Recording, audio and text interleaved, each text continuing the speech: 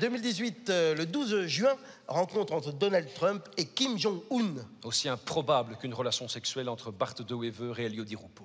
Ah bah alors là, ah, merci. Ah,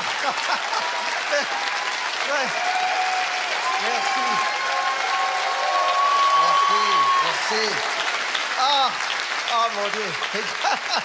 Merci, merci. Mesdames et messieurs, le Festival du Rire a 10 ans. Oui. Et nous avons décidé de vous présenter une rétrospective, tout à fait impartiale évidemment, de cette dernière décennie par le prisme de l'actualité internationale, Madame Ridéja, et de celle du Festival du Rire de Liège. Oui, rétrospective aussi impartiale qu'une commission d'enquête sur les intercommunales liégeoises. Donc ça va déconner. Ça va déconner. Ça va déconner. Ça va déconner. Et bien on va commencer directement par l'année 2011, la première année du festival. 2011, décès d'Oussama Ben Laden. L'armée américaine avait fait encore plus fort que l'armée belge dernièrement, puisqu'après 10 ans de recherche et des milliards d'euros dépensés... Elle avait découvert qu'il était chez lui, tout simplement. Tout simplement.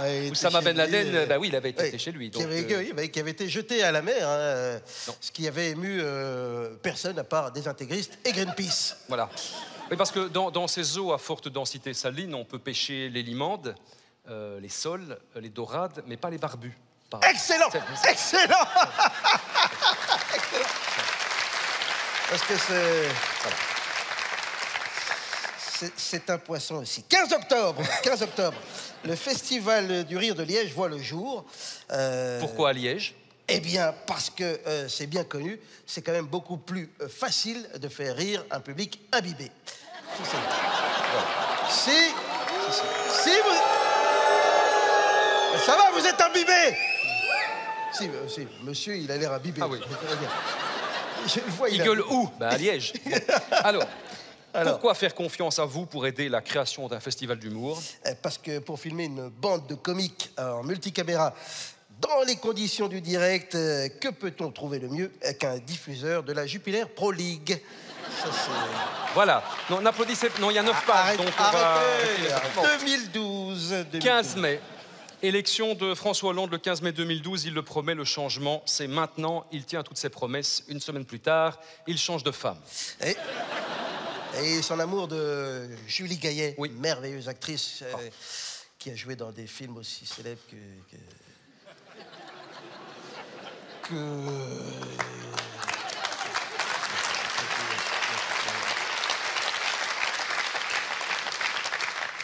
6 août, la sonde Curiosity atterrit sur Mars. Premier constat, il y aurait effectivement de l'eau sur Mars. Oui, Michel Dardenne réagit immédiatement avec un tweet. Encore une bonne raison de ne pas y aller. Ça est.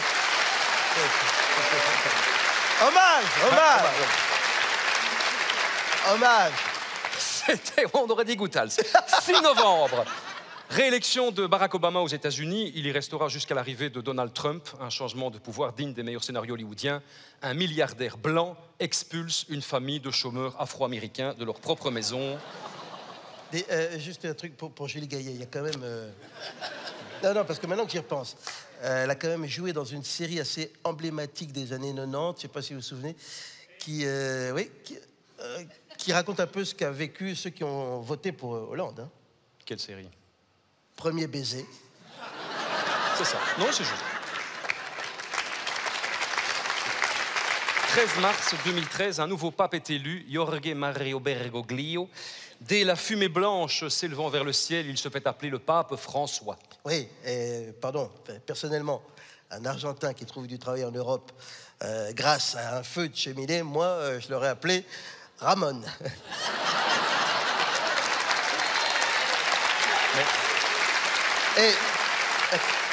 Parce que bon, ça nous arrange pas parce que dans le texte il est mis, c'est pas notre meilleur. C'est pas notre meilleur, mais manifestement on est à Liège, donc ça passe. 21 juillet, abdication d'Albert II en faveur de son fils Philippe surnommé le parasol, hein, parce qu'il est raide comme un piquet et qu'en été on ne le sort que quand il pleut, d'ailleurs. Ça c'est vrai. Ça, ils adorent. Ils les rois Albert. Continue parce qu'on y a encore 10 pages. Je vous rappelle, roi Albert, père de Delphine Boel, marié à Paola, qui n'est pas la mère de Delphine, mais celle de Laurent, d'une union avec Albert, frère. Albert, le frère d'Albert.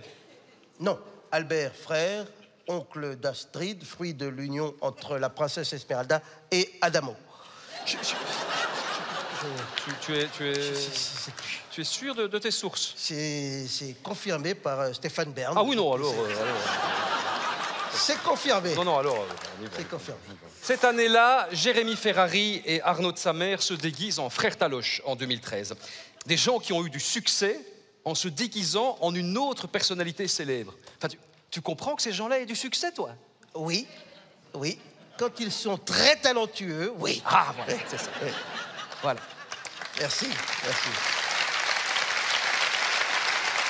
2014, en juillet 2014, début de la guerre contre l'État islamique. Et... On va pas faire de ça, vanne. c'est pas de vanne là-dessus. Moi, j'ai déjà des problèmes avec les gilets de bain. Oh, c'est pire, c'est pire.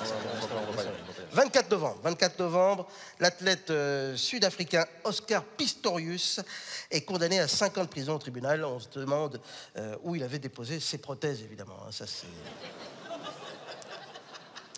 Au greffe.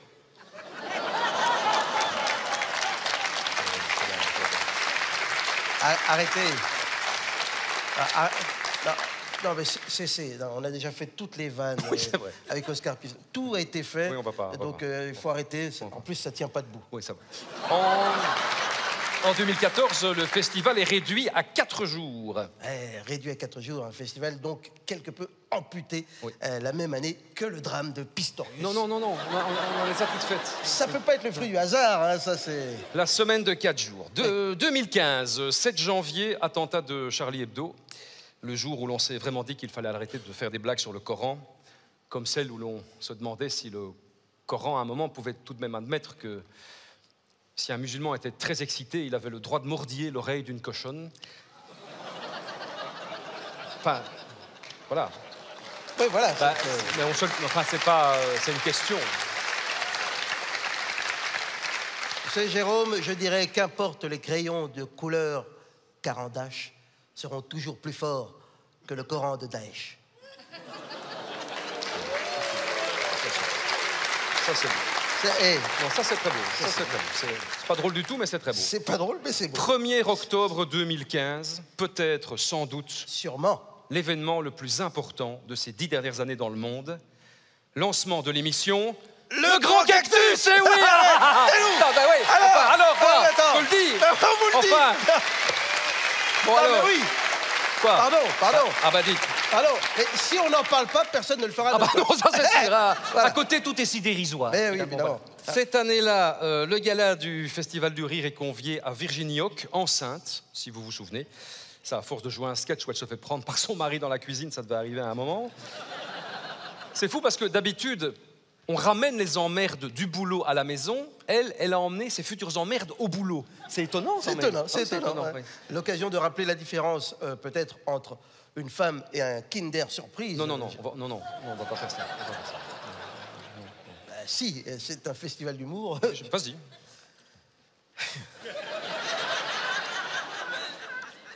Bon, un Kinder Surprise, on voit pas vraiment comment on arrive à mettre le cadeau à l'intérieur.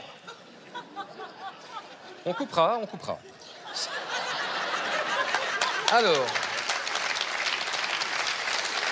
Gardez-la pour chez vous. Oui.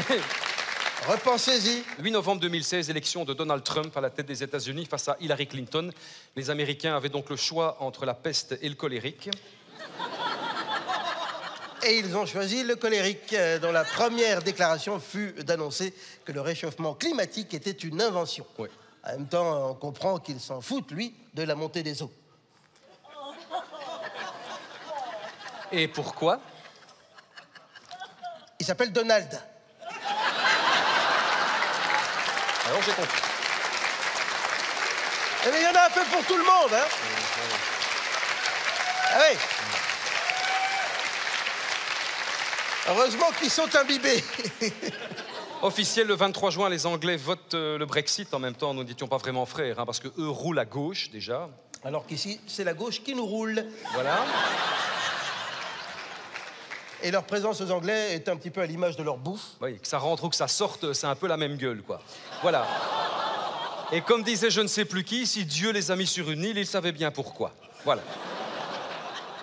10 juillet, défaite de la France en finale de l'Euro de football face au Portugal. Voilà.